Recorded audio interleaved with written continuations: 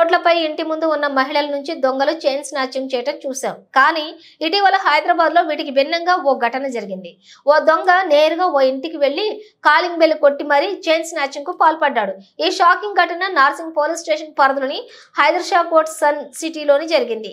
ముఖానికి మాస్క్ వేసుకుని పట్టపగలే అపార్ట్మెంట్ మొదటి అంతస్తులోకి దర్జాగా వెళ్లిన దొంగ ఓ ఇంటి ముందు నిలబడి కాలింగ్ బెల్ కొట్టాడు.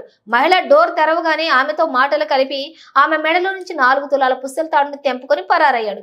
ఈ ఘటనతో షాక్ గురైన మహిళ వెంటనే స్థానికులను అప్రమత్తం చేస్తూ కేకలు వేస్తూ దొంగ వెంట పరిగెత్తింది. అయినా ఫలితం లేకపోయింది.